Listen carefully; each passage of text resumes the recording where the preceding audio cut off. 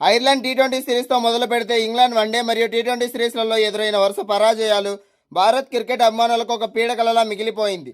దాని నుండి త్వరగా బయటపడి తిరిగి విజయాల బాట పట్టేందుకు టీమిండియా సన్నద్ధమవుతోంది. యువ ఆటగాళ్లతో కూడిన భారత జట్టు ఇప్పుడు జింబాబ్వేతో జరుగుతున్న టీ20 సిరీస్ కోసం రెడీ అవుతోంది.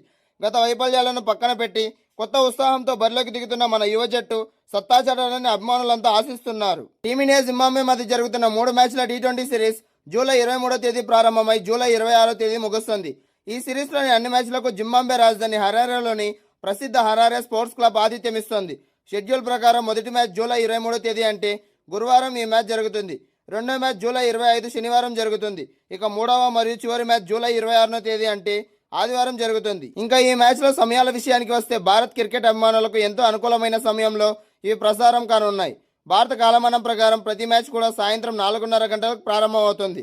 కాకపోతే ఈ సిరీస్ను వీక్షించేందుకు అభిమానులు కొత్త సబ్స్క్రిప్షన్ తీసుకోవాలి. ఎందుకంటే ఈ సిరీస్ హాట్స్టార్లో కానీ లేదా సోనీ లైవ్లో కానీ ప్రసారం అవ్వడం లేదు. స్మార్ట్ ఫోన్లో మరియు డిజిటల్ మాధ్యమంలో మ్యాచ్ను వీక్షించాలి అనుకునేవారు ప్యాన్ కోడ్ యాప్ ద్వారా ప్రీమియం సబ్స్క్రిప్షన్ తీసుకుని ప్రత్యక్ష ప్రసారం వీక్షించవచ్చు. అలాగే టీవీలో మ్యాచ్లను చూడాలనుకునేవారు జీ ఎంటర్టైన్మెంట్ లాంచ్ చేసిన సరికొత్త స్పోర్ట్స్ ఛానల్ అయిన యునైటెడ్ స్పోర్ట్స్ ద్వారా ఈ మ్యాచ్ ని చూడవచ్చు. మరి వరుసగా టీ20 సిరీస్లలో పరాజయాలు చవిచూసిన ఇండియా జింబాబ్వే సిరీస్ లో అయినా తిరిగి పుంజుకోవాలని ఆశిద్దాం. సౌత్ ఆఫ్రికా జింబాబ్వే వేదికగా త్వరలో జరుగుతున్న వన్డే ప్రపంచ కప్ కు ముందు భారత మిడిల్ ఆర్డర్ అలాగే బౌలింగ్ లోపాలు బయటపడడం ఆందోళన కలిగించే అంశం.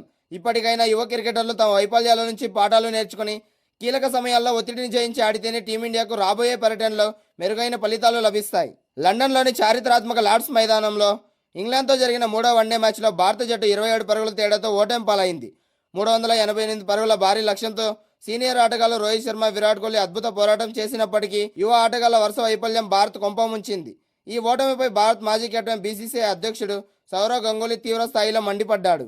ఇంగ్లాండ్ విధించిన 388 పరుగుల భారీ లక్ష్యంతో బరిలోకి దిగిన టీమిండియాను నార్థన్ బౌండరీస్ బాధ్యతాయుతమైన ఇన్నింగ్స్తో కెప్టెన్ రోహిత్ శర్మ 138, విరాట్ కోహ్లీ 74, శుభ్మన్ గిల్ 77 విజయ తీరాలకు చేర్చేందుకు ప్రయత్నించారు. తొలి వికెట్కు గిల్, రోహిత్ శతక భాగస్వామ్యాన్ని నెలకొల్పడమే కాకుండా విరాట్ కోహ్లీతో కలిసి స్కోర్ బోర్డును పరుగులు పెట్టించారు. ఈ ముగ్గురు అగ్రశ్రేణి బ్యాటర్లే ఏకంగా 289 పరుగులు రాబట్టడం విశేషం. అయితే వీరు అవుట్ అయిన తర్వాత వచ్చిన మిగిలిన 6 బ్యాటర్లు కలిసి కేవలం 71 పరుగులు మాత్రమే సాధించగలిగారు. ఫలితంగా 360 పరుగుల వద్ద భారత ఇన్నింగ్స్ ముగిసి కీలకమైన మ్యాచ్లో పాటు సిరీస్ను సైతం కోల్పోవాల్సి వచ్చింది. కేవలం మిడిల్ ఆర్డర్ బ్యాటింగ్ మాత్రమే కాదు, బౌలింగ్ విభాగంలో డెత్ ఓవర్ వైఫల్యం కూడా భారత్కి ఓటమికి ప్రధాన కారణం. ఆఖరి 5 ఓవర్లలో ఇంగ్లాండ్ బ్యాటర్లు విరుచుకుపడి ఏకంగా 82 పరుగులు పిండుకున్నారు. గుర్నూర్ బ్రార్, హర్షదీప్ సింగ్, ప్రిన్స్ యాదవ్, ప్రసిద్ధ్ కృష్ణ బౌలింగ్ను ప్రత్యర్థి బ్యాటర్లు చీల్చి చెండాడారు. జోస్ బట్లర్ కేవలం 13 బంతుల్లోనే 41 పరుగులు చేసి మ్యాచ్ స్వరూపాన్నే మార్చేశాడు.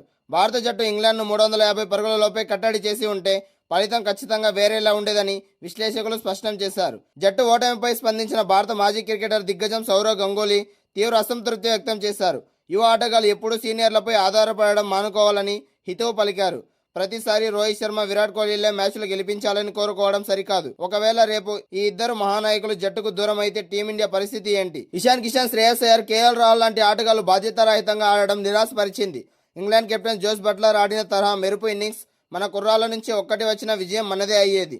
రాబోయే భవిష్యత్తును దృష్టిలో ఉంచుకుని ఈ యువ ఆటగాళ్లు బాధ్యతతో ఆడడం నేర్చుకోవాలి అని గంగూలీ ఘాటుగా విమర్శించారు.